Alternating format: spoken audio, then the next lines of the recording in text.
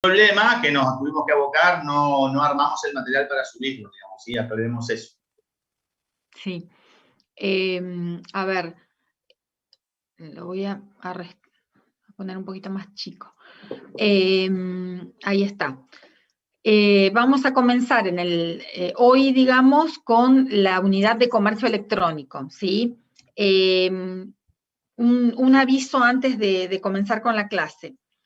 En la semana previa a que se rindiera el parcial, se dieron clases de tablas dinámicas, temas que no se incluyeron en ese primer parcial, pero temas que sí iban a ir tanto al segundo parcial, en caso, digamos, si se puede concretar, y al examen final. Este material sí se los vamos a habilitar en breve, ¿sí? Se lo vamos a habilitar esta tarde o mañana para que lo tengan disponible. Tanto el material de tablas dinámicas, de autoasistido, digamos, de autoaprendizaje, como al de gráficos, que son los dos temas que quedan pendientes, ¿sí? Que ustedes tengan, digamos, habilitados. Entonces, eso les quería advertir, digamos, que les va a llegar un aviso con que se les va a habilitar ese material para que, aunque es tema que también, digamos, de tablas dinámicas se dio en clase. Y vamos a saltar nosotros ahora a la unidad de comercio electrónico, ¿sí? Que es una unidad de la cual vamos a hacer una pequeña introducción hoy y vamos a continuar la clase próxima, y también les vamos a avisar por el foro de avisos, porque seguramente se va a dar una clase práctica de comercio electrónico y probablemente se esté dando entre martes y jueves de la semana que viene, en los horarios de TP, ¿sí? Así que bueno, eso también se los avisamos para que lo tengan presente, digamos. A ver, comercio electrónico es, digamos, la última unidad, digamos, la parte de presencia, digamos, en la web de las empresas, es la última unidad que tenemos nosotros incorporada, que está incorporada en el plan, digamos, en el programa desde hace unos cuantos años, pero en estos últimos años ha sufrido, digamos, unos cuantos cambios y tenemos incluso más material. ¿Por qué? Porque muchas de las empresas se están volcando al comercio electrónico. Ni hablar a partir de lo que fue en el marzo del 2020, con la llegada de la pandemia, casi la obligación de tener presencia en la web. Es decir, que como se había comentado y como se comentó en varias clases de transformación digital, la llegada de la pandemia es como que aceleró muchísimo los procesos de las empresas de presencia en la web, quizá en proyectos que no estaban del todo aceitados, que no estaban del todo preparados para estar presentes en la web, pero sin embargo, como digamos, la llegada de esta pandemia casi como que obligó a las empresas a que comiencen a tener mayor presencia en la web, ventas a través de la web y llegada a sus clientes a través de la web. Hoy, digamos, ya estamos a más de un año de esa situación, las empresas fueron corrigiendo muchos aspectos, pero bueno, vamos a tratar de revisar algunos conceptos básicos de comercio electrónico. Entonces, lo primero que podemos decir es que el comercio electrónico, digamos, tiene una alianza, como dice ahí, indivisible, digamos, es algo que prácticamente no se puede separar de lo que es transformación digital. Nosotros cuando hablamos de transformación digital, cuando Ernesto desarrolló la parte de transformación digital en esas primeras clases,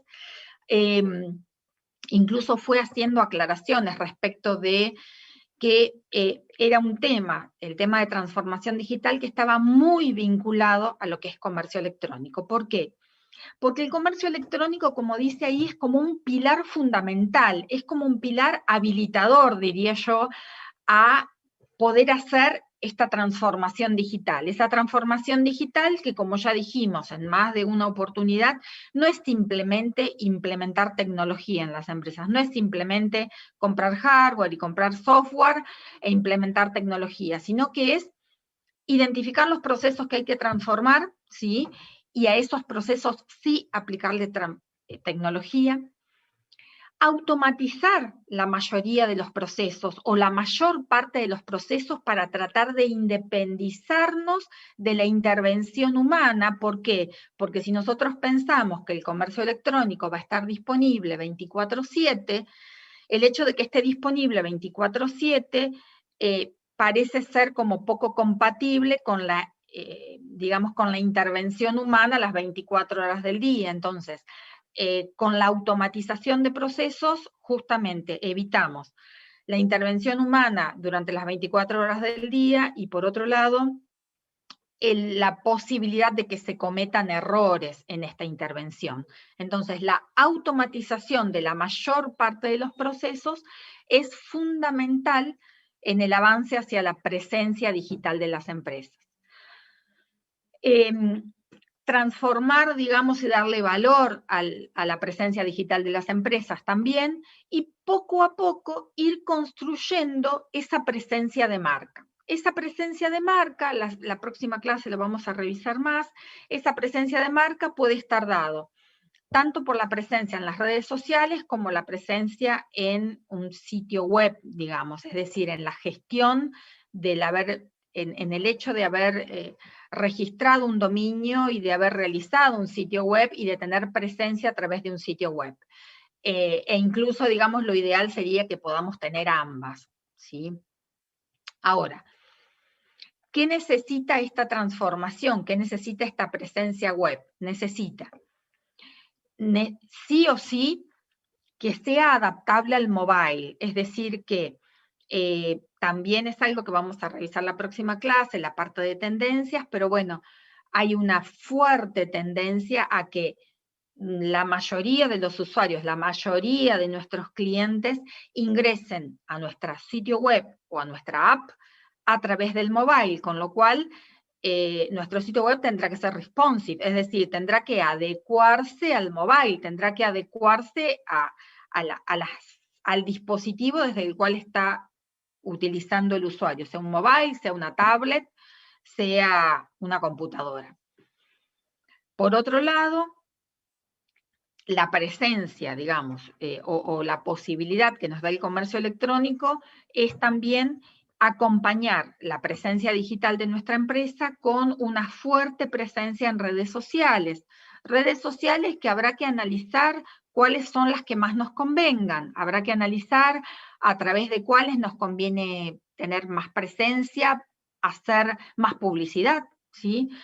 Eso va a depender del público objetivo al cual esté apuntado nuestro producto o nuestra empresa o nuestra organización, y ahí entonces vamos a ver si la red social más adecuada será Facebook, o será Instagram, o serán las dos, o será Twitter, o nos manejaremos con, por ejemplo, con algún botón que nos derive a un WhatsApp, ¿sí? Si nos deriva un WhatsApp, tendremos que ver si ese WhatsApp tiene respuesta automática, si vamos a tener, digamos, un determinado horario para responder. Entonces, el tema de cuánta presencia en las redes sociales y en qué redes sociales es algo que cada organización tendrá que ir evaluando y tendrá que ir analizando. Esta presencia en la web también va a ir acompañada del Internet de las cosas, ¿sí? El Internet of Things, como se menciona ahí, es algo que cada vez está más presente para toda presencia digital de las empresas, pero muy especialmente cuando llegamos a la parte de logística y distribución. Entonces, cuando veamos más en detalle la parte de logística y distribución o la parte de tendencias en lo que refiere a logística y distribución, ahí va a aparecer con mucha fuerza el concepto del Internet de las cosas. Y algo que todas las empresas o todas las organizaciones se están focalizando es en no dejar de medir, es decir, el Data Analytics como concepto sería medir qué está haciendo el usuario cuando accede a mi sitio web, medir qué está haciendo el usuario cuando llega a mi red social. Y de hecho probablemente ustedes tienen algún perfil en una red social, digamos que si lo hacen corporativo, seguramente están viendo, digamos, un montón de datos que pueden medir. Bueno, eso mismo pueden hacer las empresas y mucho más, porque en realidad hay un montón de herramientas, algunas gratuitas y otras pagas, ¿sí? Que nos permiten medir, que nos permiten saber qué está haciendo el usuario cuando nos visita, o que nos permiten, digamos, conocer cuáles son las preferencias del usuario sin preguntarle. Entonces, el Data Analytics justamente se basa en este concepto, en ir registrando qué está haciendo el usuario en mi sitio web o en mis redes sociales para poder analizar esa información a través de la inteligencia artificial, ¿sí? Y a través del Big Data. Recuerden que nosotros hablamos también, cuando hablamos en la parte de sistemas de información y de ERP, dijimos, bueno, hoy en día los sistemas, digamos, están usando mucho la parte de inteligencia artificial y están usando también Big Data. ¿Por qué? Porque están teniendo mucha información para analizar. Entonces, si yo estoy pensando que estoy haciendo un log, que estoy haciendo un registro de cuáles son, digamos, de cuál es el recorrido, de qué está haciendo cada uno de mis usuarios cuando accede a mi sitio web, eso lo voy a tener que analizar. ¿Para qué lo voy a analizar? Lo analizo para tomar decisiones, para saber si sigo publicitando en un sitio o en otro, para saber en qué horario me visitan más. Entonces, el Data Analytics es una herramienta que es fundamental para poder medir el éxito o el no éxito, digamos, el fracaso de mi presencia en la web. Justamente sobre este tema, sobre Data Analytics, es sobre lo que se va a versar la clase de práctica. Es decir, que la clase práctica que ustedes van a tener, ya les vamos a avisar, pero seguramente va a ser la semana próxima, en la comisión que les corresponda, si es el martes a la mañana, si es el martes a la tarde, o digamos si les toca el día jueves. En esta clase van a trabajar con una herramienta en particular que es de Google, que es gratuita, o al menos, digamos, las partes, digamos, se puede acceder a mucha información de forma gratuita y que está disponible para cualquier empresa que se pueda registrar y que puede incorporar una pequeña rutina en su sitio web y a partir de esa rutina puede comenzar a medir. Entonces, la idea es que la parte de Data Analytics la revisen con más detenimiento y en la parte práctica la semana próxima, y quizá reforzamos algo durante la clase, digamos, del miércoles próximo si hace falta, pero creo que, digamos, con lo que se ve en la parte práctica les va a quedar igual, más claro. Igual, vale la pena aclarar que si bien uno dice, bueno, una parte práctica de Data Analytics, no es un tema, esa herramienta no es una herramienta que después se los evalúe prácticamente, digamos, ¿sí? Es decir, se podría hacer una actividad práctica, no solo se evalúa prácticamente como con un ejercicio de Excel, como se evalúa Excel, pero después en los exámenes sí se pregunta cosas sobre esa herramienta, con lo cual, más allá de entender la utilidad que tiene esa herramienta y otras similares, esta porque es gratuita, digamos, ¿sí? De Google, además es de Google, digamos, ¿sí? Palabras mayores, ¿sí? La utilidad que tiene esa herramienta para medir cómo me está funcionando mi sitio web o mi blog o mi, digamos, o incluso mi perfil, además de la parte conceptual, también es evaluable qué cosas puede medir esa herramienta, digamos, ¿sí? Con lo cual, de la parte práctica también tienen que tomar en cuenta qué cosas me permite medir esa herramienta, porque puede ser evaluable eso. No un ejercicio usando la herramienta, porque no lo tomamos desde el punto de vista práctico, pero sí la utilidad y qué cosas me permiten medir esa herramienta. ¿Sí? Bien. A ver, ¿qué características tiene el comercio electrónico? Y acá, digamos, hago un pequeño recorrido, digamos, pero lo tienen bastante claro en el material y creo que es bastante sencillo de entender. Igualmente las características las comentamos. En principio, el comercio electrónico, ¿y por qué mencionamos estas características del comercio electrónico? Porque son las que marcan la diferencia con el comercio tradicional, ¿sí? Entonces, ¿qué es lo primero que se presenta en el comercio electrónico? Bueno, en el comercio electrónico se presenta una característica típica que es la ubicuidad, es decir, que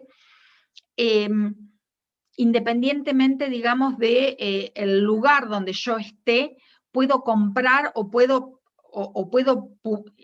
vender, digamos, los productos en un determinado lugar que no sea un lugar físico, sino que es lo que se llama este lugar virtual o este marketplace.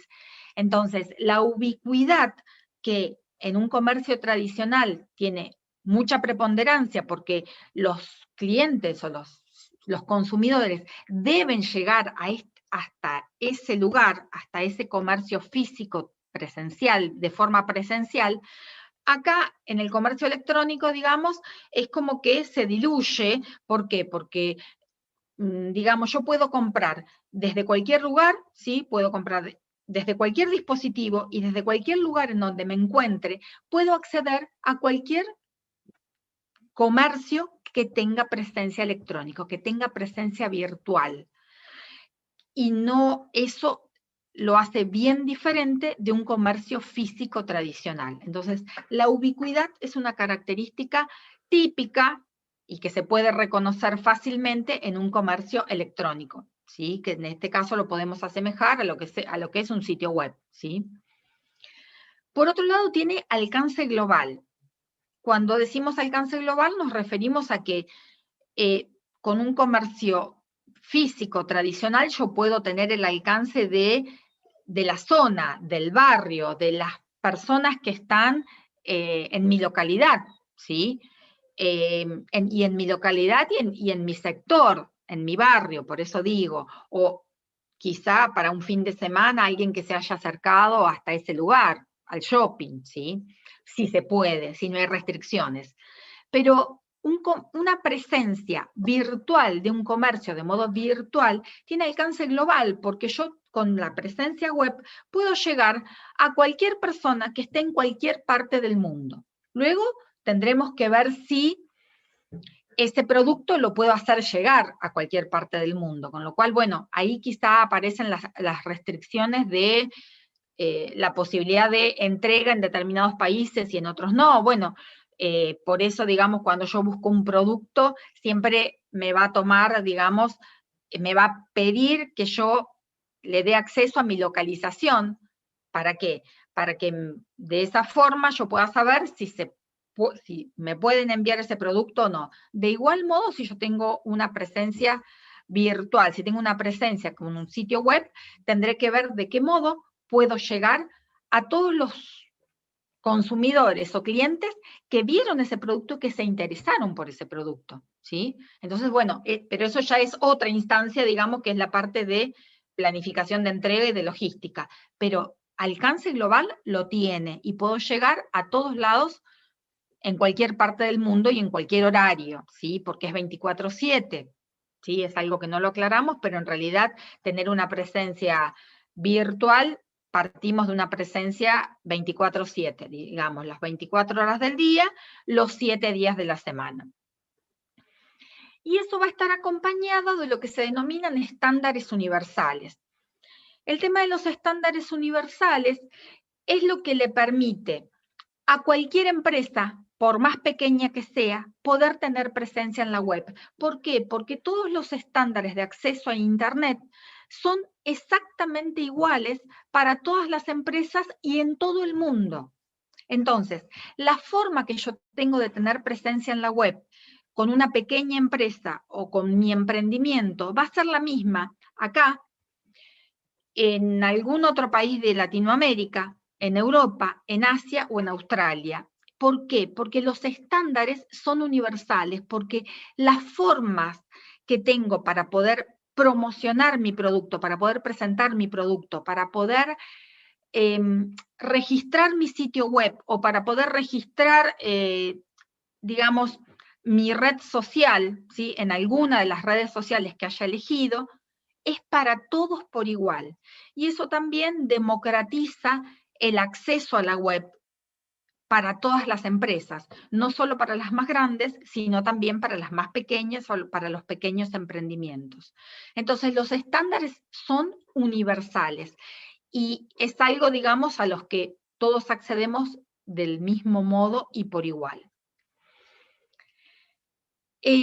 Otra característica que tiene el comercio electrónico es la riqueza, ¿sí?, que tienen los mensajes. Los mensajes, digamos, en el comercio electrónico pueden tener texto, pueden tener imágenes, pueden tener video, pueden tener sonido. Entonces, la riqueza que tienen el mensaje que yo estoy transmitiendo a través de la web, a través de mi sitio web o a través de la presencia que tengo en esta red social, es mucho mayor a la riqueza de un mensaje que yo puedo transmitir en un comercio tradicional, o a través de una publicidad que yo puedo hacer o en la radio, en lo cual yo solo tengo audio, o en la televisión, en lo cual yo llego a un determinado público, ¿sí?, y con una imagen, audio y video, digamos, pero solo puedo llegar a un determinado público en particular, y con un costo muchísimo mayor.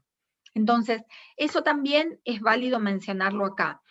El costo de poder llegar, como dice acá, con un alcance global a muchísimas personas, ¿sí?, en cualquier parte del mundo, con un mensaje con mucha riqueza, con texto, audio y video, digamos, no se puede comparar si yo lo tengo que hacer con un comercio tradicional, porque sería costosísimo cada segundo en televisión, ¿sí?, o en radio.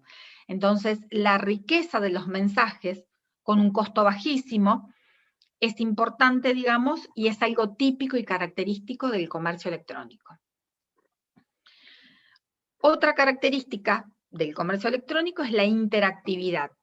Puedo tener interactividad con mis clientes. ¿Por qué? Porque puedo habilitar, puede haber un sector de preguntas y de respuestas para el caso de que haya publicado, bueno, a lo mejor muchos de ustedes han publicado algún producto en Marketplace, digamos, pueden haberlo publicado por cualquier plataforma, qué sé yo, por Mercado Libre, por OLX, y ahí tienen interactividad con el potencial cliente, ¿sí? Y quizá muchos estén usando Marketplace de Facebook, ¿sí?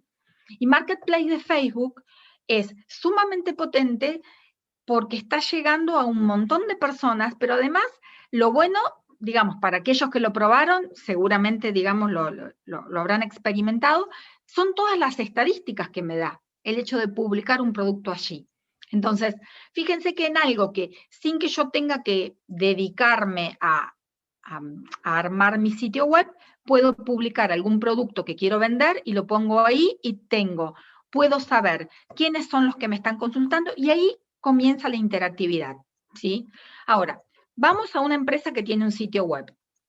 Una empresa que tiene un sitio web, digamos, si es a través de una red social, seguramente va a tener interacción con sus clientes y con sus usuarios finales. Por eso también es importante que pensemos dónde queremos tener presencia, porque si yo voy a tener presencia en Instagram y hago un posteo, tengo que responder a ese posteo, ¿sí?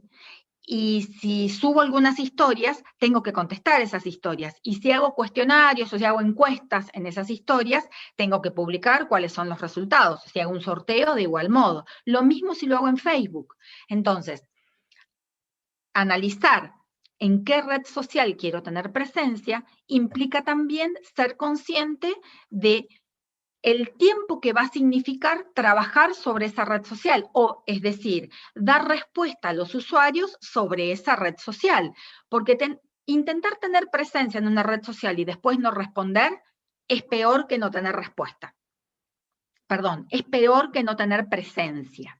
Entonces, si me decido tener presencia en alguna red social, tengo que hacerlo con las herramientas y el recurso humano que sabe trabajar sobre esa red social. Eso por un lado. Por otro lado, la interactividad también se puede dar por el hecho de que yo tenga un sitio web y tenga un sector de preguntas frecuentes, por ejemplo. el sector de preguntas frecuentes seguramente me va a derivar a preguntas que se presentaron habitualmente, y si yo escribo una determinada pregunta me va a llevar a una respuesta habitual. Si no es así, probablemente me lleve a un chat que puede ser atendido por un chatbot, ¿sí?, con inteligencia artificial, como ya lo comentamos en las clases anteriores, es decir, que la inteligencia artificial puede ser utilizada en los chatbots, y en ese caso, digamos, ni siquiera estaría usando la intervención de una persona, de un usuario que tenga que responder, sino que simplemente a partir de determinadas palabras claves que encuentra en la pregunta del usuario, puede ir derivándolo a respuestas que ya están prearmadas. Y si esa respuesta no tiene, perdón, si esa pregunta no tiene respuesta dentro de mi base de datos, seguramente va a tener que llegar a la interactividad con alguna persona. Entonces la interactividad se puede dar de un montón de formas y siempre va a estar ayudado por la tecnología. Tengan presente que el hecho de tener presencia 24/7 también nos expone, porque nos expone a diferentes usos horarios, porque mi sitio web y mi red social está siendo vista en diferentes países y en diferentes lugares del mundo, en horarios que yo no tengo personal para poder responder, porque bueno, hoy, qué sé yo, nosotros ahora en Argentina es 2 de junio, 15 horas, pero qué sé yo, en Australia ya es 3 de junio, o 3 de junio a medianoche, ¿sí? O casi llegando a la tardecita, ¿sí?, a la noche. Entonces, el hecho de la interactividad hay que pensarlo también en función de todo lo que mencioné antes, en función de la riqueza que tiene el mensaje, en función del alcance global que va a tener mi mensaje, ¿sí? Y en función de que la tecnología también me ayude. Entonces, las características del comercio electrónico y de la presencia en la web tienen que ir acompañadas necesariamente por una transformación digital, digamos, que se fue dando de modo previo. Es decir, no puedo saltar de cero a decir, bueno, listo, ya tengo presencia en la web y me presento con todo en la web. Esto tiene que ser un proceso que se tiene que ir madurando, ¿sí? Otra de las características es la densidad de la información, es decir, que puedo tener mucha cantidad de información disponible para todos los usuarios al mismo costo, ¿sí? A diferencia de un comercio tradicional que si yo quiero explicarle un montón de cosas al usuario respecto de cómo funciona un determinado producto que yo estoy vendiendo, le tengo que entregar un manual. Es decir, tengo que imprimir y entregarle un manual. Acá la densidad de la información tiene costo prácticamente nulo, prácticamente cero, porque armo un PDF y lo subo a la web, ¿sí? Y lo puedo compartir. Entonces, otra de las características que los diferencia del comercio tradicional es justamente este tema de la densidad de la información. Otra característica, a diferencia del comercio tradicional, va a ser la personalización y la adecuación de los mensajes y de los productos y de la publicidad, por supuesto, que voy a hacer para llegar a los usuarios, a los potenciales clientes. ¿Por qué? Porque puedo personalizar en función de lo que le gusta a mi cliente y porque puedo adecuar justamente la publicidad en función de lo que a él le gusta.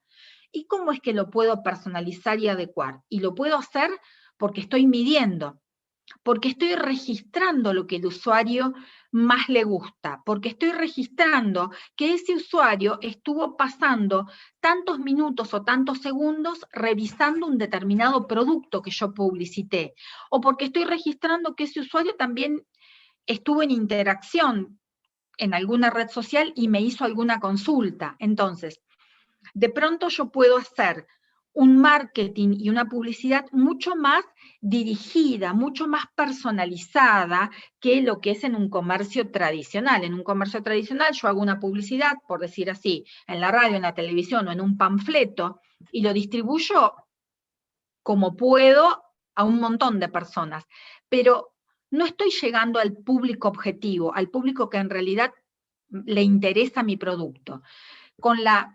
Con el comercio electrónico, a partir de la interacción que tengo con los usuarios y a partir del Data Analytics, puedo ir midiendo y puedo, a consecuencia de ello, ir personalizando y adecuando, no solo el contenido de mi sitio web y de lo que promociono, de lo que posteo en mis redes sociales, sino también la publicidad que quiero hacer y a quién quiero llegar.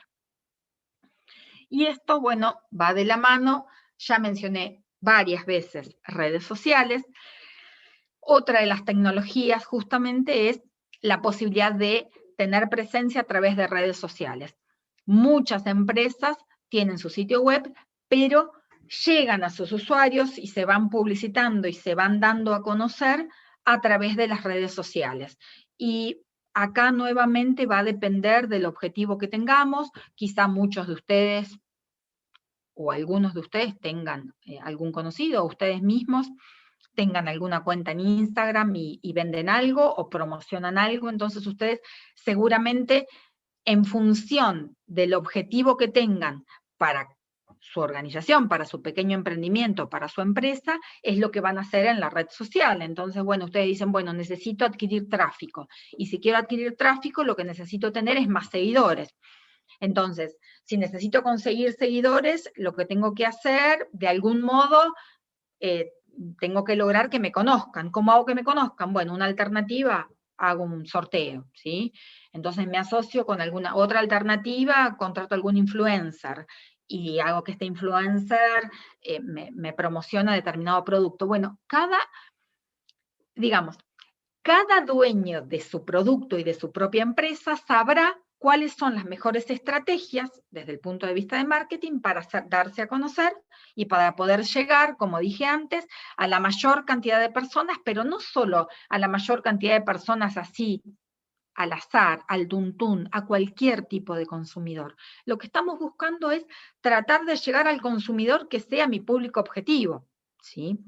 Entonces, bueno, un poco, digamos, estas son las características, en el material tienen el concepto de cada una de estas características, pero, digamos, de hecho, seguramente si lo recorren probablemente se entienda, pero la idea era un poco recorrerlas para que no queden dudas de a qué nos estábamos refiriendo con estas características y para diferenciarla del comercio tradicional, ¿sí?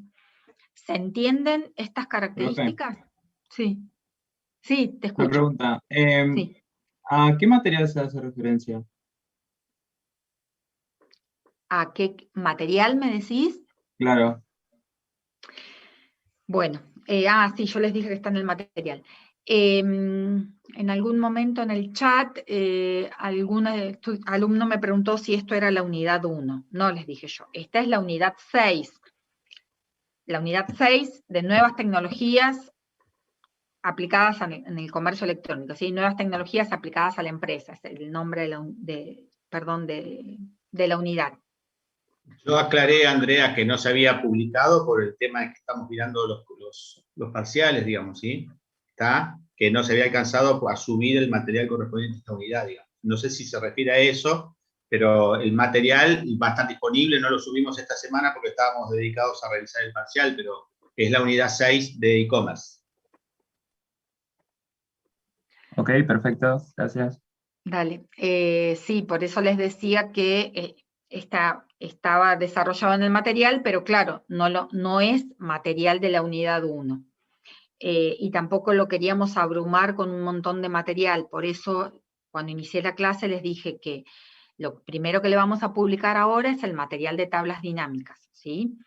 Que es de la unidad 2 y 3, y luego le vamos a publicar o les vamos a subir la semana que viene el material de esta unidad 6, ¿sí? Saltamos la unidad 5, que es la unidad de seguridad, porque en realidad queríamos avanzar sobre el material de comercio electrónico primero porque es un tema que seguramente ustedes lo manejan bastante bien, ¿sí? Al tema de comercio electrónico, al tema de presencia en la web, es algo que ustedes, digamos, como usuario lo están usando. Eso por un lado.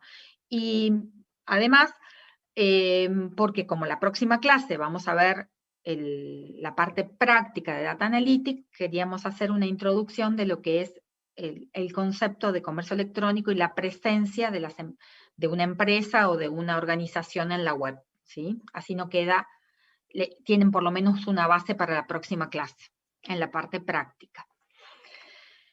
En el mismo material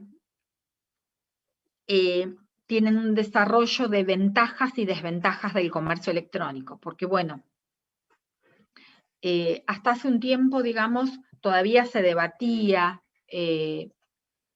si había ventajas, si en realidad tener presencia en la web, ¿sí?, le traía ventajas a una empresa, ¿sí? Entonces, bueno, ahí están mencionadas algunas ventajas y están mencionadas también algunas desventajas. Yo creo que en la actualidad, y luego de 16 o 17 meses de pandemia, no cabe ninguna duda que tener presencia en la web es una ventaja, no solo es una ventaja, sino que es necesario, ¿sí? Si yo quiero ir a la vanguardia. De todas formas, también en el material se presentan algunas desventajas, como decir, bueno, depende dónde esté ubicado, depende dónde, digamos, dónde esté mi empresa o el producto que quiera promocionar, probablemente no tengo acceso a la posibilidad de que todos los usuarios accedan a Internet, ¿sí? O accedan con banda ancha a Internet, con lo cual si yo quiero hacer un video explicativo de cómo funciona un determinado producto, o quiero hacer un video por Insta, probablemente se me dificulte porque no pueda captar público objetivo por ese lado. Entonces, bueno, ahí tienen mencionado ventajas y desventajas. Ventajas y desventajas que van cambiando a medida que va transitando el tiempo. Digamos, si yo planteo ventajas y desventajas del comercio electrónico hace 5 años atrás, podía decir, o hace 10 años atrás, podía decir, y bueno, la verdad que la mayor parte de los usuarios no tiene banda ancha para acceder a la web y ver productos. Eso hace 10 años atrás. Hace 5 ya no existía ese tema. Pero hace 5 yo podría haber dicho, y la verdad que el mobile como uno de los principales dispositivos para acceder a mi sitio web no era algo que se daba por sentado, que era seguro. Y en la actualidad se está viendo que la mayoría de los usuarios, antes de visitar, digamos, antes de recorrer mi sitio a través de una compu, o más allá de que la compra quizá la concretan a través de una compu, primero revisaron el sitio web a través del mobile. Entonces, todo esto de ventajas y desventajas se va corriendo a medida que avanza el tiempo. Y probablemente dentro de 2 años lo que aparecía como desventaja ya no esté más. Por eso, digamos, es importante que ustedes lo miren a esto desde un punto de vista temporal, ¿sí?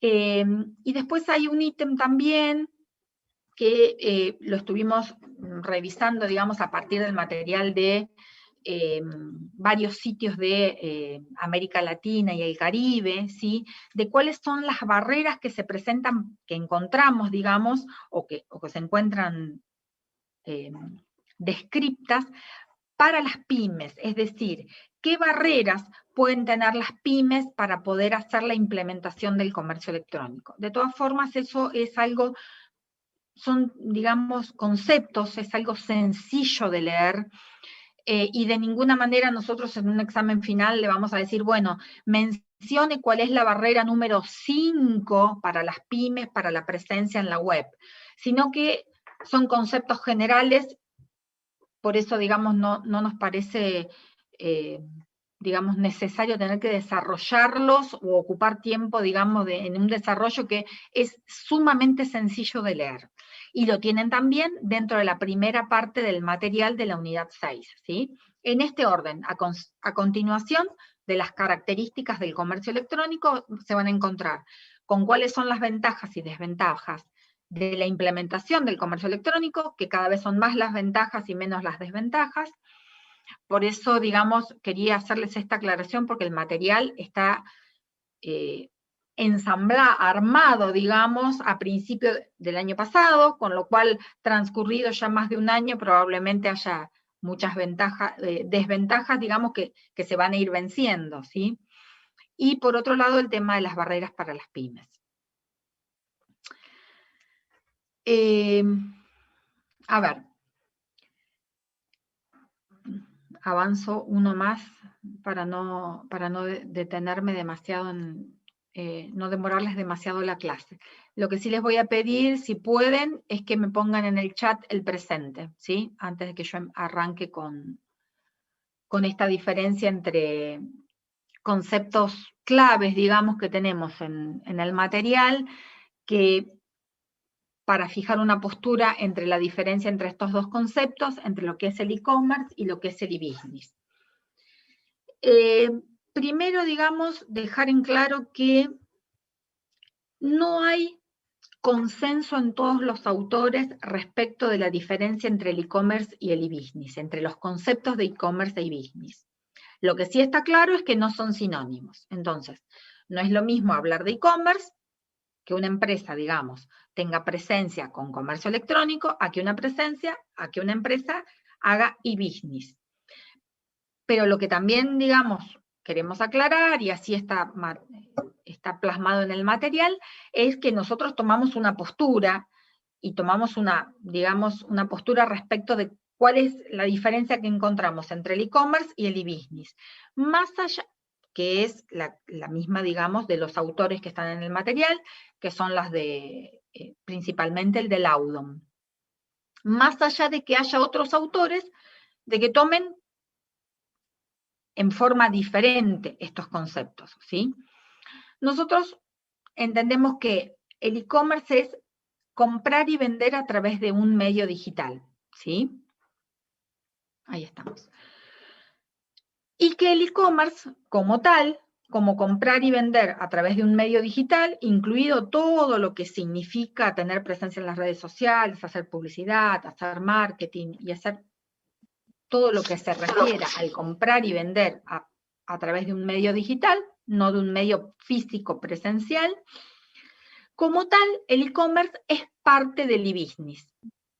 Entonces, ¿qué es el e-business? El e-business es un concepto más amplio que incluye el e-commerce, pero que incluye un montón de otras actividades en las cuales no solo está incluido el cliente al cual le estamos vendiendo un producto, que sería el front office, sino que también están involucrados todos los procesos del back office, es decir, todos los procesos relacionados al cómo se conforman los procesos dentro de mi organización.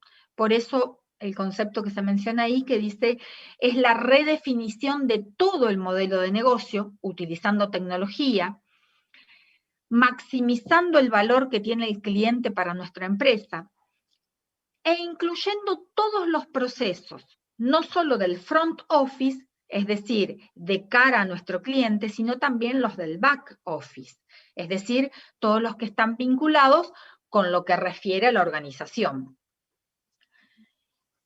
Y para esto, digamos, les voy a dar un ejemplo muy sencillo. Si yo tengo un sitio de e-commerce en el cual vendo productos, entonces estoy haciendo e-commerce, ¿sí? Porque tengo presencia en la web.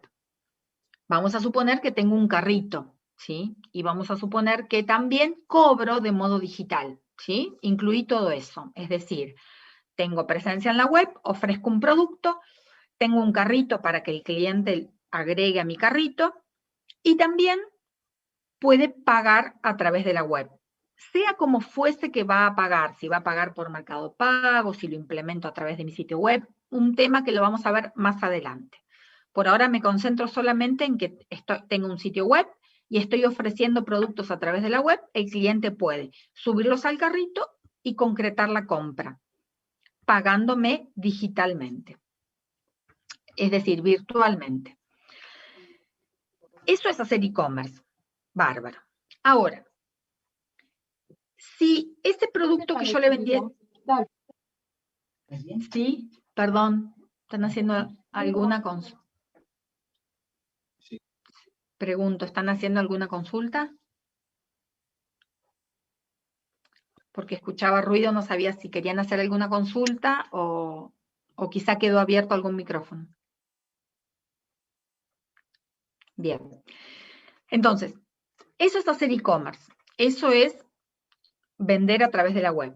Ahora, Si ese producto que yo estoy vendiendo, una vez que lo vendí, no actualiza automáticamente sobre el stock que tengo en mi empresa, entonces solo estoy haciendo e-commerce, solo estoy haciendo la parte de cara al cliente.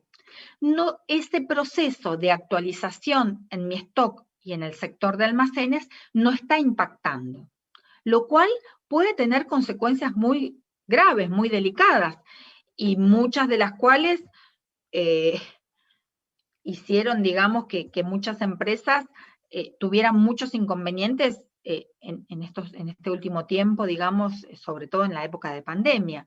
Porque si yo ofrezco un determinado producto y considero que de ese producto tengo un stock de 20 unidades, yo no puedo estar validando personalmente con una persona, digamos, si de pronto no accedieron 30 personas a comprarme ese producto y todos me compraron la misma.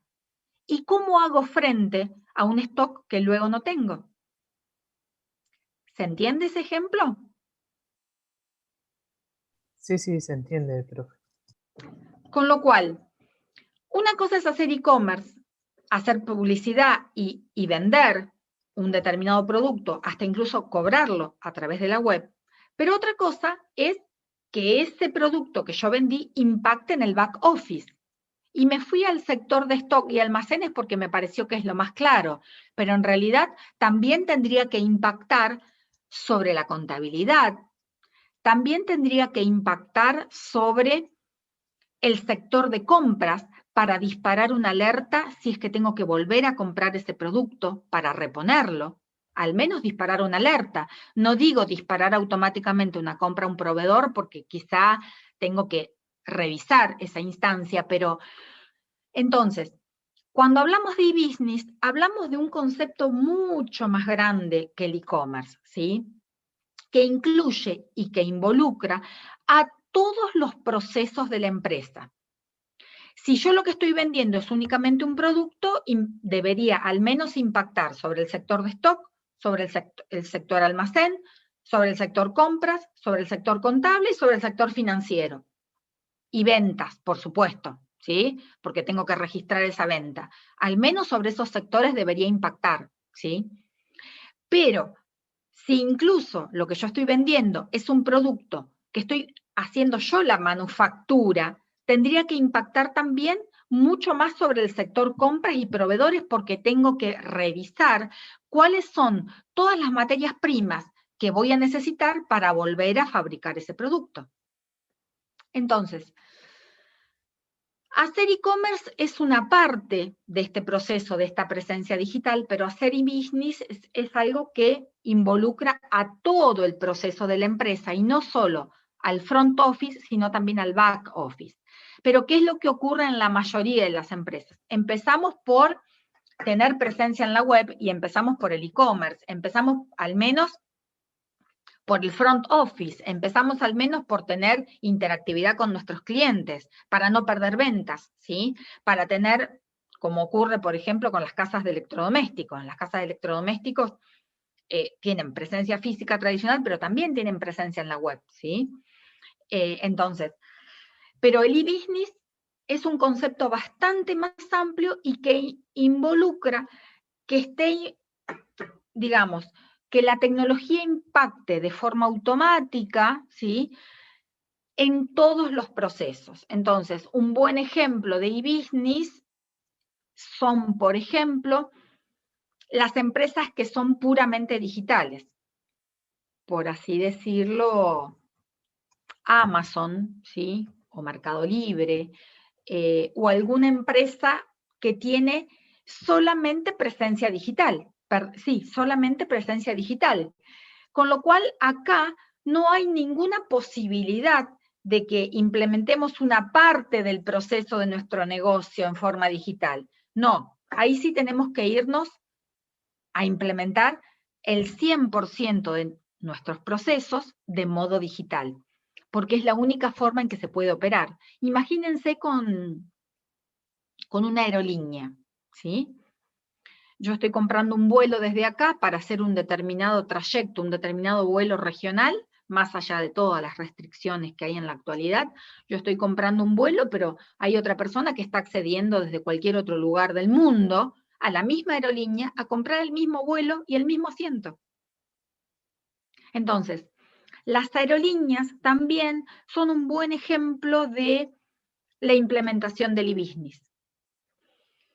Más allá de que en muchos casos se da la sobreventa, pero eso no es porque no está implementado el e-business, sino que es quizá por un montón de otras restricciones en las cuales se han visto involucradas actualmente.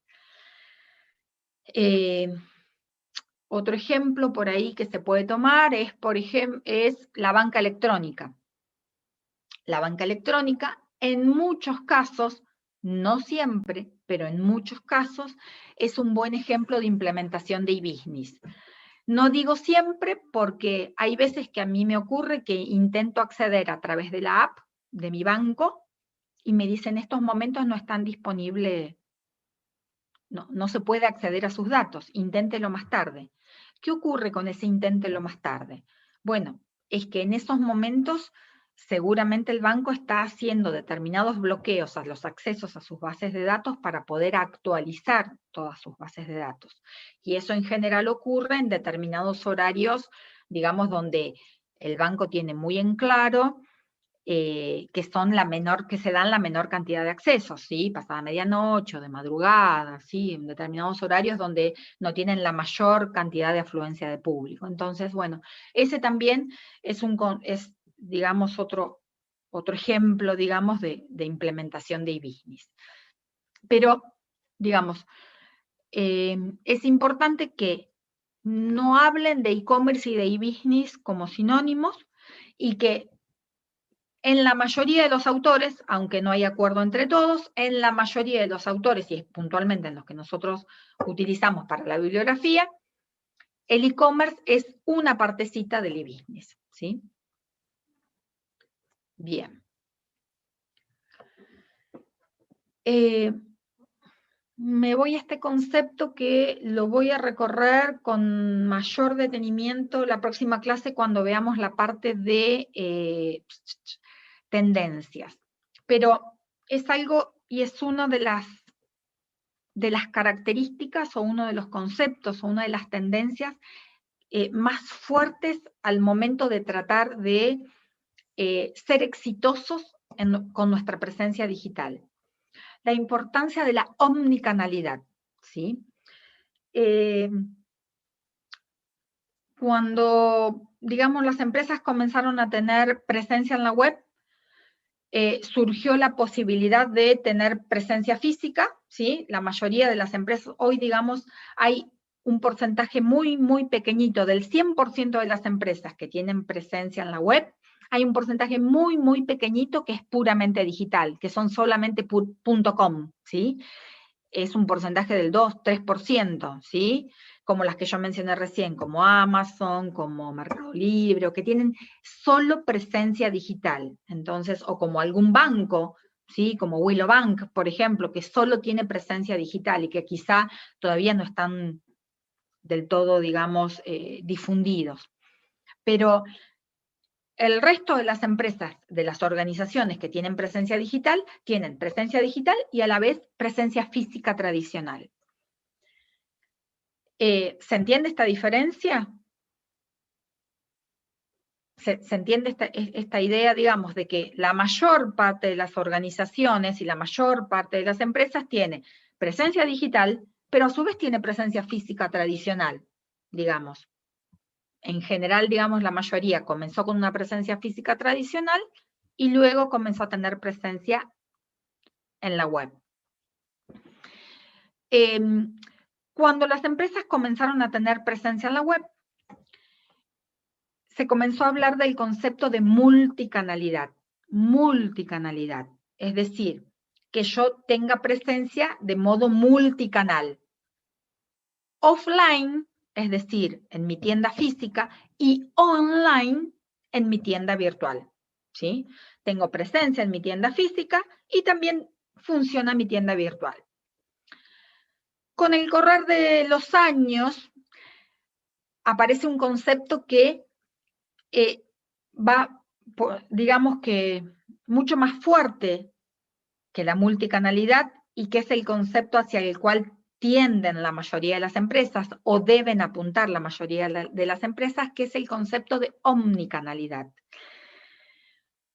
No es, digamos, el concepto de omnicanalidad nos permite integrar ambos canales, ¿sí? Esta imagen la robé de algún lugar de la web, pero la idea es que el concepto de omnicanalidad nos permite no solo tener presencia en mi comercio físico tradicional y también en mi comercio virtual, sino que lo que me permite es integrar esos canales.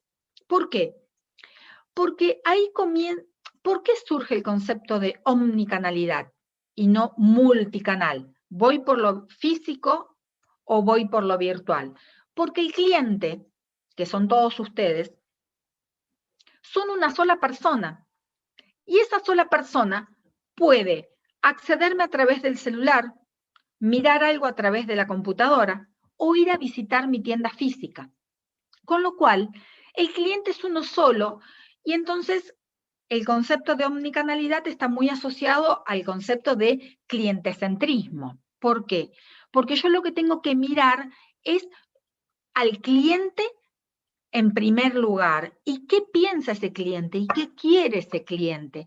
Y como dice ahí, se prioriza la experiencia de cada cliente. Entonces, hay clientes que les va a convenir comprarme a través de la web e ir a buscar el producto a mi tienda física, porque vive cerca, pero no tiene ganas de ir a comprarme el producto a mi tienda física. Le conviene por una promoción, porque no tiene ganas de acercarse hasta el comercio, le conviene comprar por la web. Entonces, compra por la web y retira el producto de forma física, o al revés. Pero el cliente es siempre el mismo, entonces, el concepto de multicanalidad del cual se habló hace un tiempo atrás, unos años atrás, viene a ser reemplazado por el concepto de omnicanalidad. Las empresas deben pensar en la omnicanalidad porque la omnicanalidad permite integrar los clientes y prioriza la experiencia de usuario. Y esta experiencia de usuario tiene que ser buena, de cualquier modo, en lo físico y en lo virtual, ¿sí? Entonces, una buena experiencia de usuario hace que tenga buenos comentarios, ¿sí?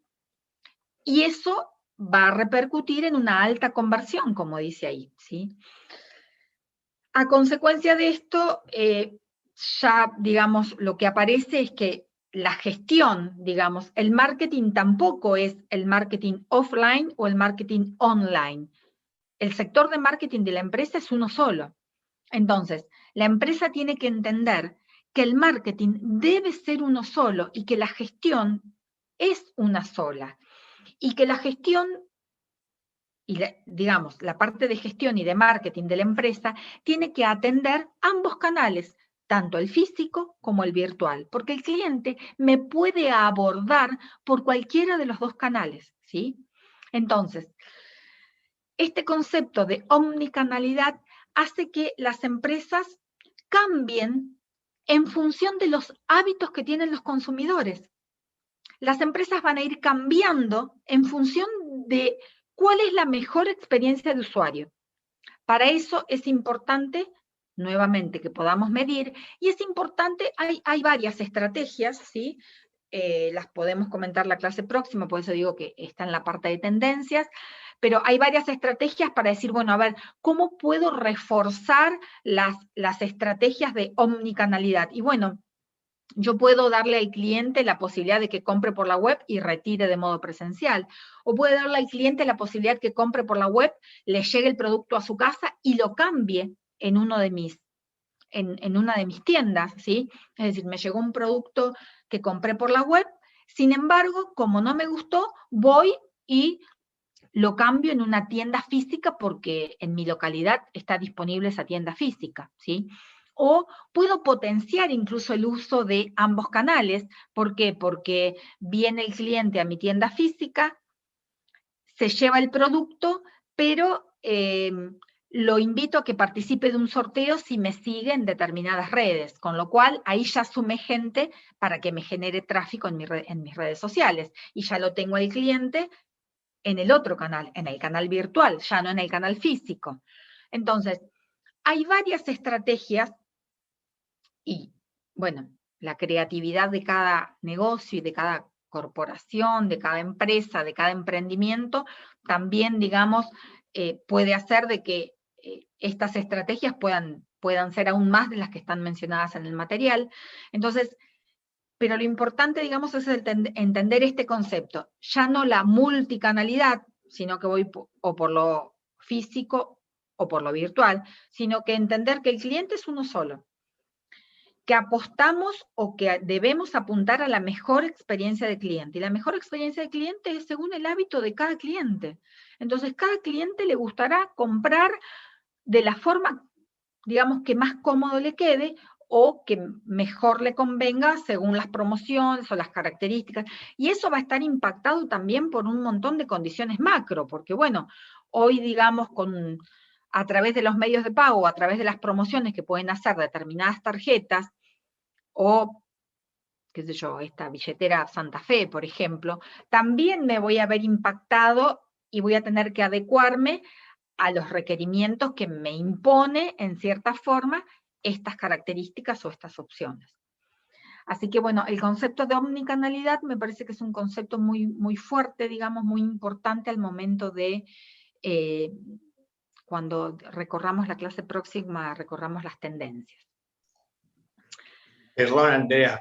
Sí. Vale la pena aclarar, bueno, en el caso particular de omnicanalidad, se hizo justo un material, un apunte bastante desarrollado del tema, a partir del segundo cuatrimestre del año pasado, o sea que lo van a tener que disponer. Y yo siempre quiero aclarar, a pesar de lo que lo hice en la primera clase de presentación de la asignatura, que cuando uno hace las preguntas teóricas, el nivel de desarrollo que se espera del alumno está acorde a la cantidad de material que tienen. O sea, me refiero que si de un tema tienen 5 renglones, uno no va a pretender en un examen que puedan escribir 10, digamos, ¿sí? Pero cuando hay un tema que está específicamente desarrollado, y sobre todo en el caso de que haya sido generado a través de un material de cátedra, donde uno trata de filtrar algunas cuestiones técnicas y dejar estrictamente lo importante y darle algún perfil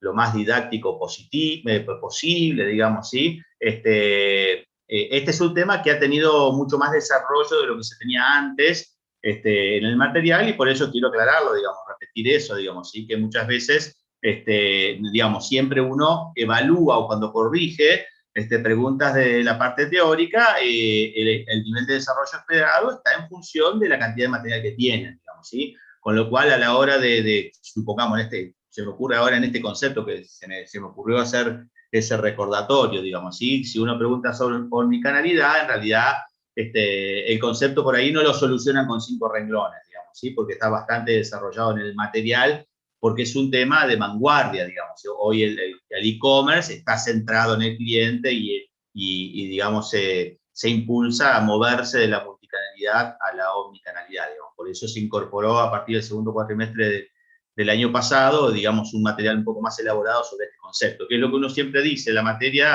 la verdad que obliga continuamente a estar modificando material o incorporando material, porque en el área de tecnologías esto va cambiando muy dinámicamente, digamos, ¿sí? Pero bueno, quería hacer ese recordatorio porque tenía presente que habíamos hecho un material, digamos, para marcar bien la diferencia entre omnicanalidad y multicanalidad, ¿sí?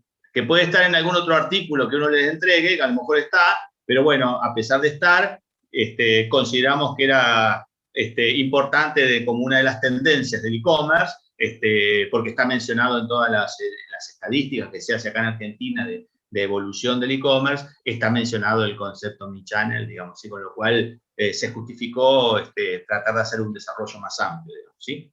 Eso quería recordar, ¿no? Bien.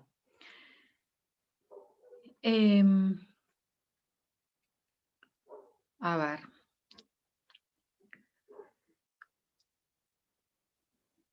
Bueno, para no hacer tan larga por ahí la clase próxima, digamos, me gustaría avanzar un poquito sobre un tema que es algo, digamos, sobre lo cual muchas empresas en algún momento tuvieron que trabajar, y bastante, digamos, que es la parte de medios de pago.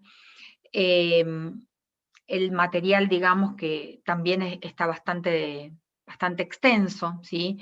Pero bueno, la idea es que, si bien en algún momento el tema de medios de pago se presentó como la principal barrera, ¿sí?, para el crecimiento del e-commerce, en la actualidad eso está bastante subsanado, porque hay muchas alternativas, digamos, para poder hacer, digamos, para poder incorporar en mi sitio web, ¿sí?, para poder pagar de forma virtual, y allí en lo que más, digamos, nos vamos a detener es que las que han, digamos, ganado mucha presencia es lo que se denominan pasarelas de pago, que son las que vienen a resolver la implementación de un servidor seguro para las empresas, para que el usuario se sienta seguro en cuanto a poner datos sensibles o privados, como puede ser el número de tarjeta de crédito, ¿sí?, para poder hacer un pago. Entonces, en realidad, si bien en algún momento puede pensarse como una barrera, en la actualidad, digamos, creo que la principal barrera que pueden encontrar las empresas o los emprendimientos es que, digamos, el cliente no pueda tocar el producto más allá de algunas pruebas que se pueda hacer, por ejemplo, con inteligencia artificial, digamos, el hecho de que no se puedan probar un determinado producto, o en el caso de que, qué sé yo, si fuera un aroma, una esencia, no se puede oler. Entonces, bueno, el tema de medios de pago están al alcance de cualquier empresa y de cualquier emprendimiento, ¿sí? Y principalmente los medios de pago, digamos, que por eso digo que han ganado, digamos, que han cobrado fuerza y que pueden estar disponibles para cualquier empresa sin que yo tenga que desarrollar nada de servidor seguro, es lo referido a pasarelas de pago. Las pasarelas de pago son sistemas, digamos, que se implementan en mi sitio web y que son las que manejan o administran el pago de un determinado producto, o sí, gestionan el pago de un determinado producto que yo he vendido entre nuestros clientes y mi sitio web. Entonces lo que hacen, lo que vienen a hacer es facilitar el proceso de cobro de ese producto. No se necesita, como dice ahí, tener una cuenta en el banco. Lo único que requerimos es darnos de alta en la pasarela de pago que vamos a incorporar. Y la pasarela de pago es la que se encarga o la que gestiona el cobro con nuestros clientes, por lo tanto, es la pasarela de pago la que va a implementar el servidor seguro y el cobro de nuestros productos, y luego lo que vamos a hacer nosotros es, digamos, reclamar o recuperar ese dinero de la cuenta de la pasarela virtual, previo descuento, digamos, del porcentaje que se nos haya cobrado por hacernos esta gestión, ¿sí?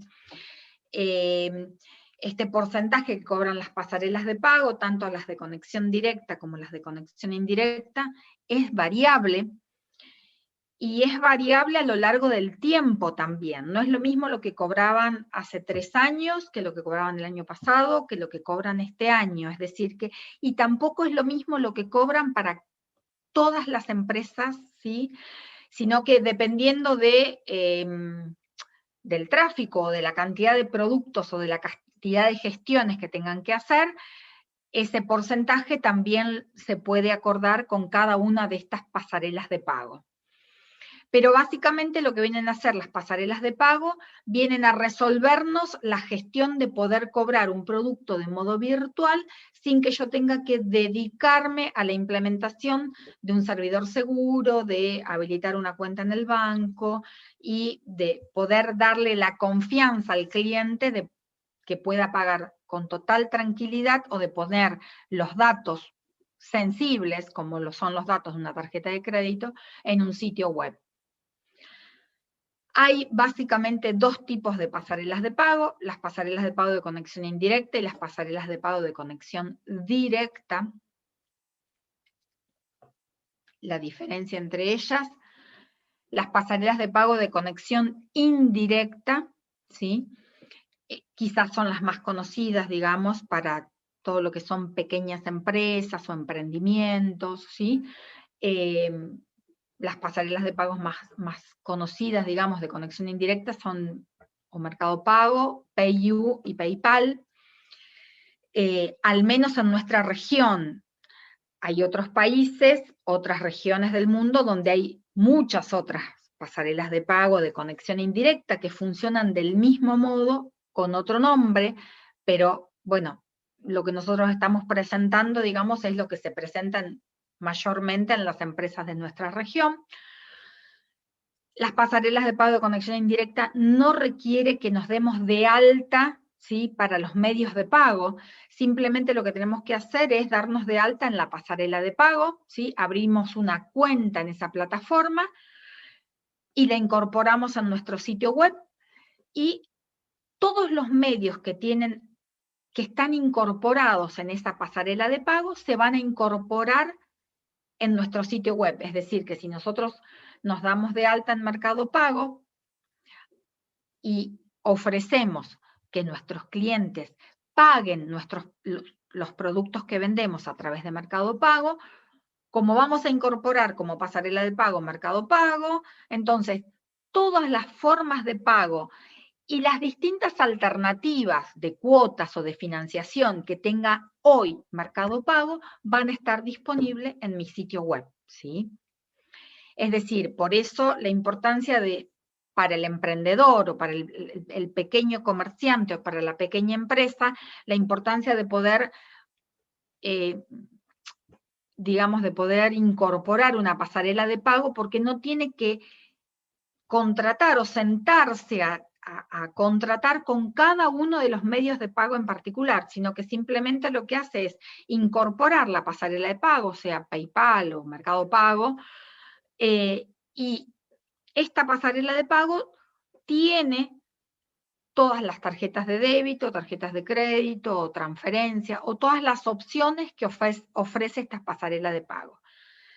A cambio de esto, la pasarela de pago lo que va a hacer es cobrar un porcentaje, ¿sí? Entonces, si sigo con el ejemplo de Mercado Pago, ¿por qué se llaman pasarelas de pago de conexión indirecta? Porque cuando yo vendo un producto y el cliente me paga a través de Mercado Pago, el dinero que el cliente me paga por el producto que yo le vendí no va a parar a una cuenta, ni aunque yo tenga una cuenta bancaria, va a ir a pagar a mi cuenta bancaria, sino que va a ir a parar a lo que se denomina la cuenta virtual, mi cuenta virtual de Mercado Pago.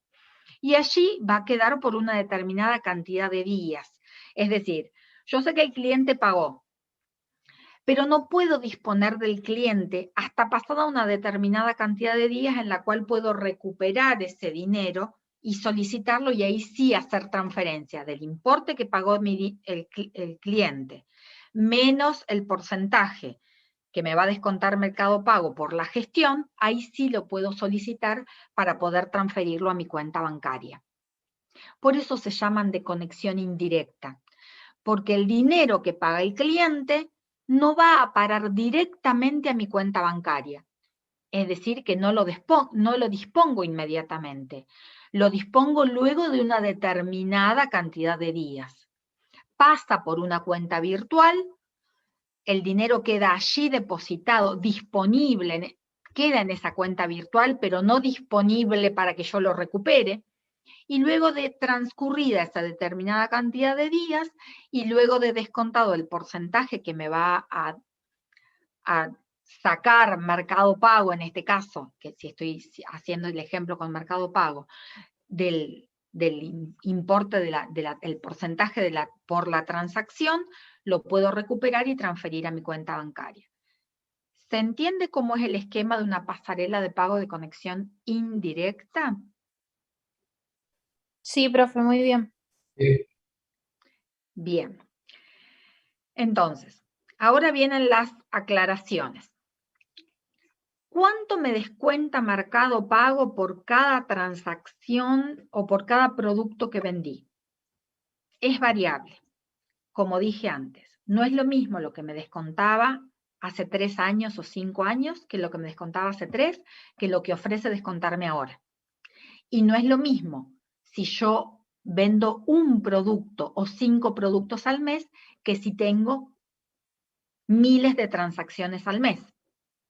El porcentaje va a ser diferente. Ejemplo, yo vendo un producto. Desde mi pequeño emprendimiento vendí 3 productos este mes por Mercado Pago y bueno, seguramente el porcentaje que me descuenta Mercado Pago va a ser mayor a Walmart, que también usa Mercado Pago como pasarela de pago, porque si yo compro en Walmart Online, cuando voy a pagar me deriva a la pasarela de pago de Mercado Pago, pero tiene miles de transacciones al mes, y no solo acá en Santa Fe, en toda Argentina, en toda la región. ¿Está?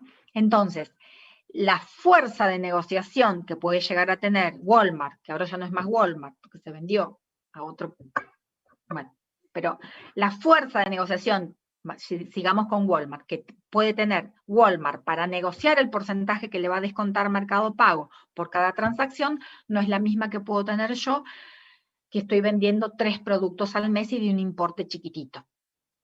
Estamos hasta ahí. Entonces, por eso en el material ustedes van a encontrar que ese porcentaje puede variar entre un 6 a un 12%, entre un 6 a un 10%. Esto va a seguir variando.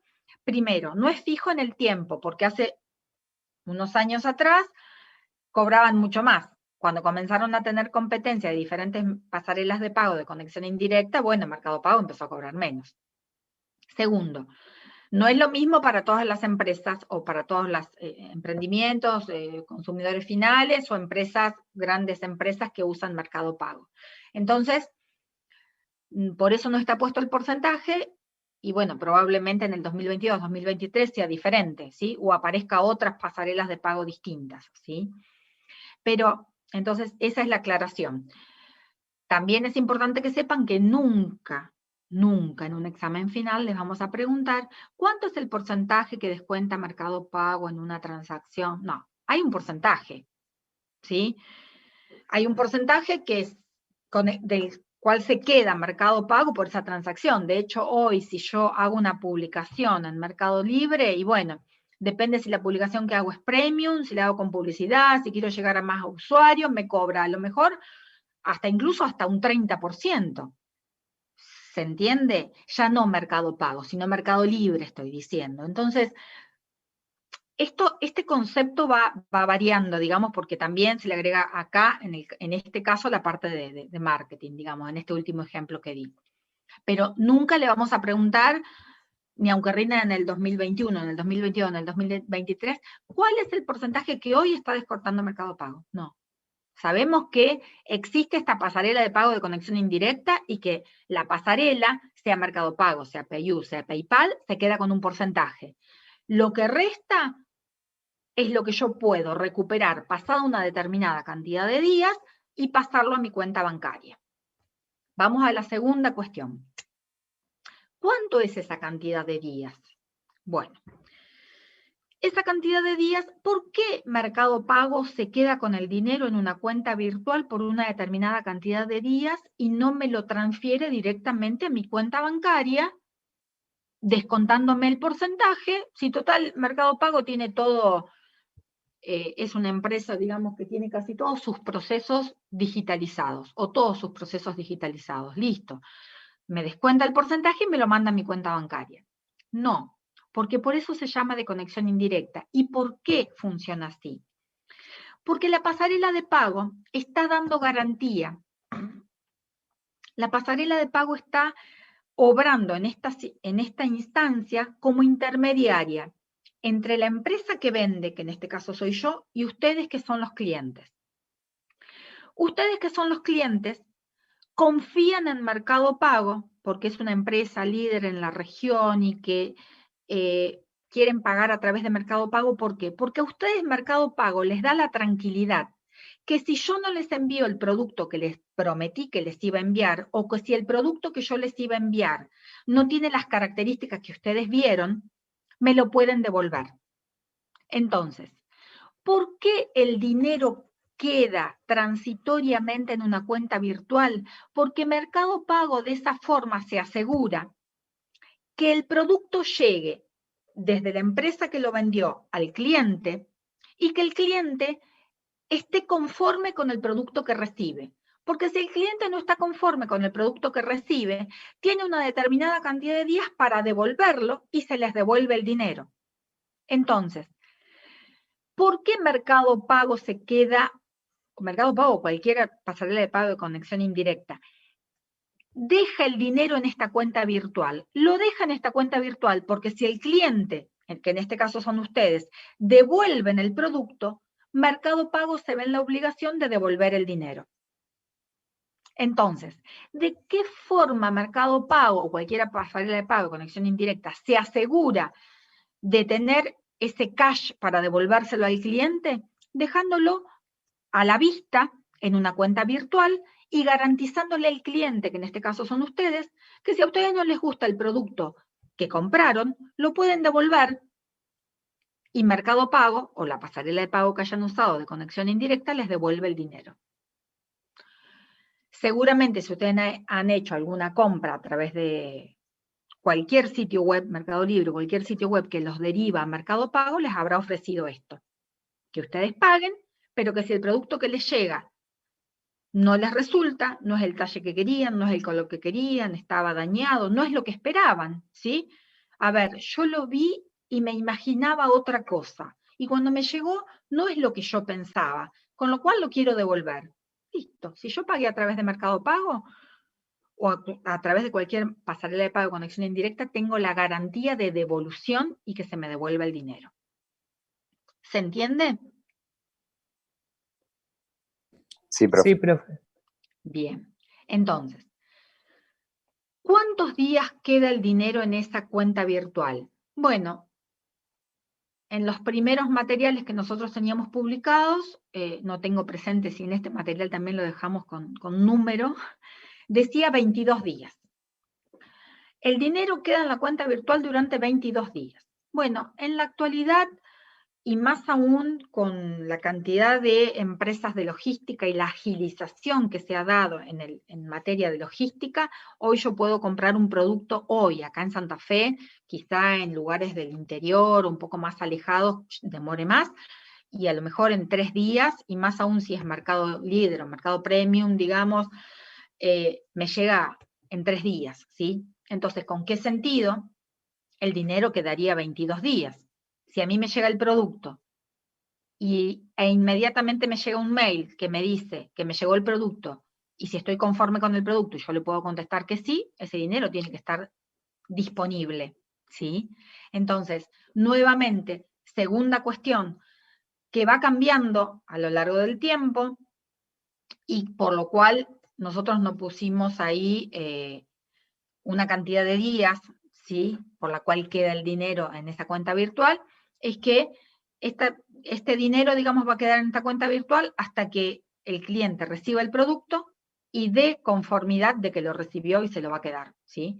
Si no lo reclama inmediatamente, ese dinero ya puede pasar, ya el emprendimiento o la empresa que vendió va a poder acceder a su cuenta virtual y pedir la transferencia del dinero desde esa cuenta virtual hacia mi cuenta bancaria, hacia la cuenta bancaria del cliente, ¿sí? Entonces, esa es la forma en que operan las pasarelas de pago de conexión indirecta, ¿sí? La pasarela actúa como intermediario entre el cliente y la empresa o el emprendimiento que les está vendiendo, ¿sí? Y en general lleva las de ganar el cliente, y en general son pasarelas de pago en las cuales son muy difundidas y el cliente confía. Entonces, confía por varios motivos. Confía porque le está implementando un servidor seguro y sabe que los datos que voy a poner en esa pasarela de pago no pueden ser hackeadas, ¿sí? por cualquier usuario en esa transmisión. Entonces me quedo tranquila porque está implementada una muy buena seguridad. Y también me quedo tranquila porque en tal caso, si compro a través de Mercado Pago, si compro y pago a través de Mercado Pago, cuando el producto llega a mi casa, o cuando lo voy a buscar a la sucursal de correo o a la tienda física en la cual quedé de acuerdo en buscarlo, y no me convence lo que estoy viendo, lo que me ha llegado o lo que compré, lo puedo devolver y se me devuelve el dinero. Y de hecho, digamos, yo lo he probado y funciona. Seguramente más de alguno de ustedes también lo ha probado, ¿sí? Eso para el caso de que no haya probado o no haya visto previamente el producto en forma física, porque muchas veces nos pasa esto, de que vemos un producto en la web, lo queremos comprar, nos acercamos hasta la tienda física, porque existe físicamente en mi localidad, y por ejemplo en mi localidad no está, pero yo ya lo vi, ya lo probé, ya sé cómo es, y vuelvo a casa o ahí mismo, digamos, desde el auto, lo compro desde el celular. Entonces, o desde el celular, desde arriba del auto, ¿sí? Lo cual potencia lo que hablábamos antes de la ubicuidad, o porque volví a casa y prendí la compu y lo compré, pero digamos, ya sé lo que me va a llegar, ¿sí? Entonces, eso en cuanto al funcionamiento de las pasarelas de pago de conexión indirecta. Ventajas y desventajas, creo que están mencionadas más adelante, una vez que avancemos con las de directas, pero bueno, los que son ventajas para una son desventajas para la otra. Así que avanzo con... ¿Queda claro la pasarela de pago de conexión indirecta? Sí, profe. Sí, profe. Bien. Me voy a las pasarelas de pago de conexión directa. En la región, nuevamente, cuando hablo de la región, hablo de no solo de nuestro país, ¿sí? Hablo de Sudamérica, algo de Latinoamérica. Las pasarelas de pago de conexión directa, si nosotros pensamos que las de conexión indirecta se llamaban indirectas porque entre quien vendía el producto y el cliente había una cuenta, había un intermediario y había una cuenta virtual, bueno, las pasarelas de pago de conexión directa, si bien existe el intermediario, que son estas pasarelas de pago, no va a existir esta cuenta virtual. Pero, ¿qué ocurre con las pasarelas de pago de conexión directa? Tienen un costo de instalación, es decir, yo ahí menciono dos que son las más conocidas, que son NPS y Decidir. Les dejo el nombre porque, bueno, a veces uno compra en algún determinado sitio y de pronto cuando me toca pagar, el sitio les advierte: en este momento usted va a ser redirigido al sitio de la pasarela de pago. Y puede ser que ese sitio de la pasarela de pago sea Mercado Pago o sea cualquier otro, sea PayU, PayPal, ya sabemos que son de conexión indirecta y cómo va a funcionar para el comercio, pero probablemente me redirija a una pasarela de pago que se llama Decidir. Y yo digo, ¿dónde estoy pagando? Bueno, NPS y Decidir son una de las pasarelas de pago más conocidas, ¿sí? Como dije, en la región. Entonces, pero a diferencia de las pasarelas de pago de conexión indirecta, las pasarelas de pago de conexión directa requieren de un poco más de laboriosidad y de elaboración por parte de la empresa o del sitio web que las quiere implementar. Primero porque me tengo que dar de alta en las pasarelas de pago y tienen un costo de instalación, es decir, cuando yo me decido por implementar estas pasarelas de pago, voy a tener un costo de instalación. ¿Por qué? Porque voy a tener que instalar una especie de billetera o de wallet en mi propia máquina, digamos, en la máquina de la empresa, y por eso tienen un costo de instalación, ¿sí? ¿Cuál es la ventaja de las pasarelas de pago de conexión directa? La primera ventaja es que cobran un porcentaje sobre las ventas menor a las de las pasarelas de pago de conexión indirecta. Entonces, si Mercado Pago me cobra un 10%, probablemente NPS o Decidir me estén cobrando un 6% o un 4% sobre la venta, ¿sí? Pero por otro lado, las pasarelas de pago de conexión directa me exigen, me cobran como un canon mensual fijo, independientemente de la cantidad de ventas que yo realice. Entonces, ese canon mensual fijo, yo lo tengo que prorratear en las cantidades de ventas que he realizado en el mes. Entonces, si yo realicé, como dije en el ejemplo anterior, 3 ventas en este último mes de mayo, no es lo mismo que si realicé 1000 ventas en este último mes de mayo, porque el canon es siempre el mismo, es un costo fijo que me cobran por el solo hecho de estar usando su pasarela de pago.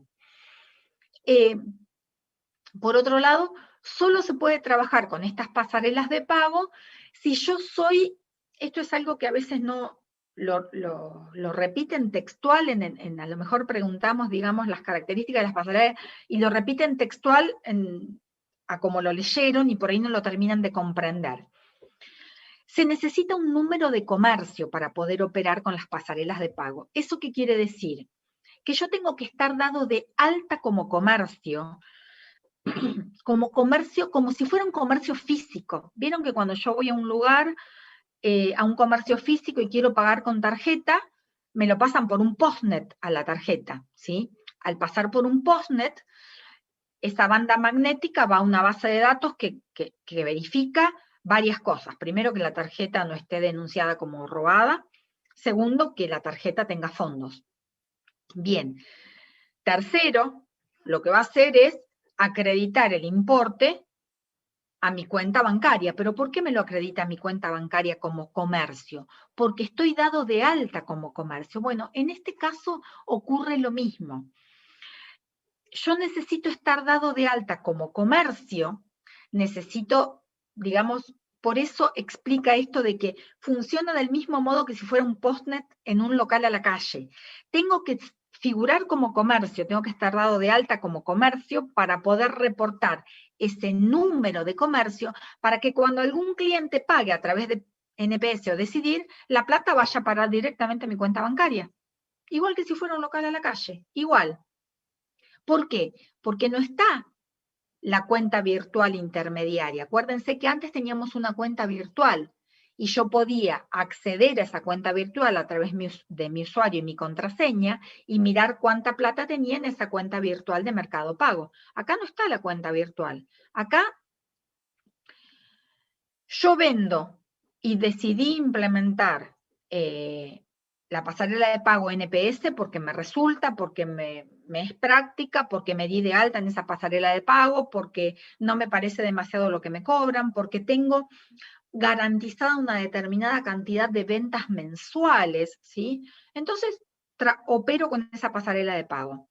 Cuando yo les vendo a ustedes, que son mis clientes, ustedes me pagan con su tarjeta de crédito, ustedes confían en esa pasarela con la cual me están pagando. Cuando el sitio web, mi sitio web les dice va a ser redirigido a una pasarela de pago y los redirige a NPS, y ustedes confían en esa pasarela de pago, lo cual está bueno si lo hacen de entrada o está bueno también si lo googlean. ¿Quién es NPS? Entonces ahí le va a decir que es una pasarela de pago, quiénes son, la trayectoria, etc. Me pagan, ponen su número de tarjeta de crédito, ponen su código de seguridad, la validez, digamos, cuándo vence la tarjeta de crédito, etc. Y la plata va directamente a parar a mi cuenta bancaria, porque está operando como si fuera un postnet a la calle, ¿sí? Entonces, ¿se entiende a lo que se refiere que debo trabajar directamente con un número de comercio? ¿Debo estar dado de alta con un número de comercio para poder operar con estas pasarelas de pago de conexión directa? ¿Se entiende esa parte? Sí, profe. Bien, probablemente el que tenga un comercio o el que, digamos, lo entienda un poco mejor. Lo que tiene como desventaja, digamos, diría yo, las pasarelas de pago de conexión directa es que debo convenir con cada tarjeta y con cada entidad bancaria. Es decir, yo me sumo la pasarela de pago NPS a mi sitio web, Pero bueno, debo acordar con cada tarjeta y con cada entidad bancaria que la voy a ir incorporando a NPS, con lo cual, en general, lo que nosotros decimos es, no sé si tengo acá, no tengo ventajas y desventajas. Lo que nosotros decimos es, a ver, si estoy empezando, si es un emprendimiento, si es algo chiquito, si recién estoy arrancando y quiero dedicarme de lleno al negocio, lo ideal para cobrar de modo virtual serían las pasarelas de pago de conexión indirecta, porque me desentiendo de toda la gestión. Si tengo un comercio un poco más maduro, con un poco más de personal, si tengo un sector de TI, por ejemplo, y el sector de TI puede dedicarse a eso, puede dedicarse a instalar el wallet en todas las compus que lo necesitemos, puede configurar esta pasarela de pago, puede agregarme la rutina de esta pasarela de pago en mi sitio web, ¿sí? Y a su vez, tengo otra persona en marketing que pueda gestionar con cada una de las tarjetas y con cada entidad bancaria las diferentes condiciones o las diferentes promociones. Bueno, bárbaro. Probablemente me convenga la pasarela de pago de conexión directa. ¿Por qué? Porque tengo dos ventajas. Por un lado, voy a pagar menos porcentaje por cada transacción. Segundo tema, la plata va a ir a parar directamente a mi cuenta bancaria. No va a ir a la cuenta virtual y va a quedar ahí una semana, 10 días, y yo no la dispongo, ¿sí? Está bien que eso, en algún momento hago el círculo, digamos, y una vez que tengo una determinada cantidad de ventas, ya, digamos, ya sé que siempre voy a tener en esa cuenta virtual, en forma diaria, voy a poder ir rescatando dinero. Pero lo ideal sería que vaya a parar directamente a mi cuenta bancaria. Por otro lado, muchas veces los usuarios están prefiriendo pagar con Mercado Pago, probablemente ustedes también lo han hecho, porque quizá pagan un poquito más, pero les da la tranquilidad de que si devuelven el producto, seguro les devuelve el dinero, ¿sí? Entonces, a veces el producto, si lo pago con Mercado Pago, cuesta un poquito más, pero tengo, por un lado, mayor posibilidades de financiación con determinadas tarjetas de crédito o con la propia tarjeta de Mercado Pago, y la posibilidad de que si el producto que me llega no me convence, lo pueda devolver, ¿sí? Bien, entonces, en esta descripción, digamos, de pasarela de pago, conexión directa e indirecta, también fui mencionando, creo, algunas ventajas y desventajas. Por eso digo que, en general, lo que se presenta como ventaja de la pasarela de pago, conexión indirecta, que es la facilidad de implementación, viene a ser la desventaja de las de conexión directa, ¿sí? Y lo que se presenta como ventaja de la directa, que es menor costo de porcentaje que me descuentan por cada transacción, y que vaya a parar a mi cuenta bancaria, es desventaja de la indirecta. Así, digamos, en el material lo tienen presentado como ventajas y desventajas. Algo que no mencioné es que, por ejemplo, algo que también fue cambiando. A ver, las pasarelas de pago de conexión indirecta, vamos a suponer que ustedes compraron un producto en mi sitio web, ¿sí? Y pagaron con Mercado Pago. Y pagaron con una tarjeta de crédito. Probablemente les ha pasado porque pagaron con una tarjeta de crédito que es una extensión de su papá o de algún familiar o es de ustedes mismos, y cuando van a revisar el resumen de la tarjeta de crédito, en el resumen de la tarjeta de crédito aparece el concepto Mercado Pago. 850 pesos. Y nada más. Es decir, ¿por qué ocurre eso? Porque en realidad lo que aparece es el nombre de la pasarela de pago. No aparece el nombre del comercio, porque Mercado Pago no me exige a mí que tenga un nombre de comercio y un número de comercio para operar. ¿Se entiende esto? Claro. ¿Están ahí? Sí, ¿Se entiende? sí, profe, sí. ¿Sí? Sí, profe. Probable, les ha pasado a alguno de ustedes, ¿sí? Que ven un resumen de una tarjeta de crédito, que probablemente no sean ustedes los que los pagan, ¿no? Pero les aparece el concepto Mercado Pago. ¿sí? Con el correr del tiempo, digamos, estas pasarelas de pago como de conexión indirecta, como vieron que esto era un inconveniente, la verdad que a mí me molesta bastante que me aparezca Mercado Pago, en otro adicional Mercado Pago, en otro adicional Mercado Pago, porque no sé de qué se trata. Entonces tengo que andar preguntando qué compraste, ¿sí? Porque a veces uno no se acuerda. En la actualidad, la mayoría de las empresas que venden y cobran a través de Mercado Pago, si son comercios, ejemplo, Walmart, yo compro en Walmart online y pago con Mercado Pago. Pero ahora aparece Mercado Pago, guioncito, Walmart. Es decir, me aparecen las dos cosas, el nombre de la pasarela de pago y el nombre del comercio donde compré.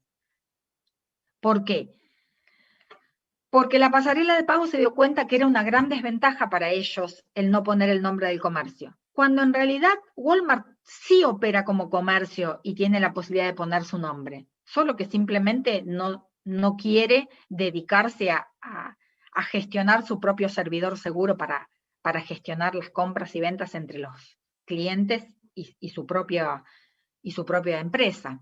Entonces, lo que está ocurriendo en la actualidad, desde hace un tiempo ya, es que no solo Walmart, sino que en la mayoría de los comercios que tienen local físico y comercio a la calle y que son comercios reconocidos, aparece el nombre de la pasarela y al lado el nombre del comercio. Cosa de no dar lugar a confusión. Ahora, eso creo que en el material, si no me equivoco, en el material aparece como una desventaja de las pasarelas de pago de conexión indirecta. En el resumen de la tarjeta de crédito va a aparecer solo el nombre de la pasarela de pago, cuando en realidad eso era hasta hace un año, o un poquito más. Ahora ya no es así. Solo va a aparecer únicamente el nombre de la pasarela de pago si el comercio que vendió es un pequeño comercio, un pequeño emprendimiento y no se dio de alta como comercio en Mercado Pago. ¿Se entendió esa parte? Sí, profe. Genial.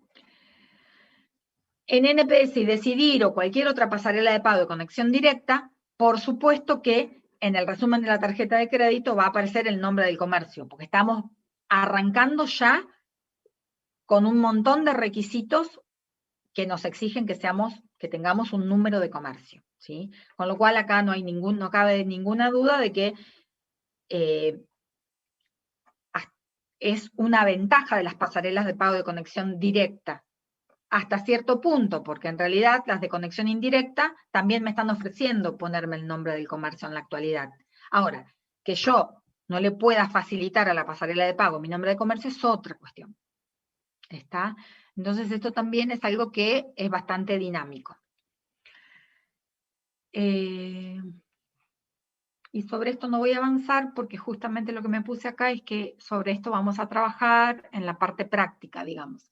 Vamos a ver si en la parte práctica se puede hacer como una pequeña introducción de lo que sería, digamos, medir en un sitio web para después realmente sí comenzar a resolver consignas, digamos, a través de una herramienta que es gratuita y que, bueno, nosotros usamos esa porque justamente es gratuita. Si bien hay muchas otras, nosotros podemos usar esa porque se puede utilizar de forma gratuita.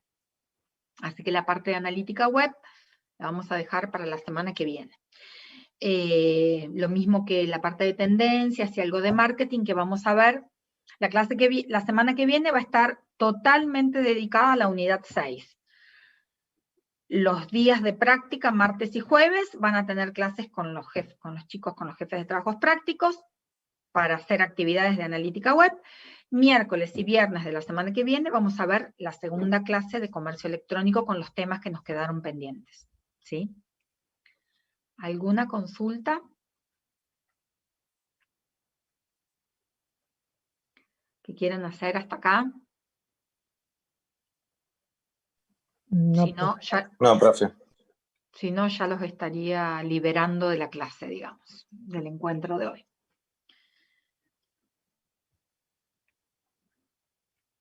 Bueno, entonces Chao, profe.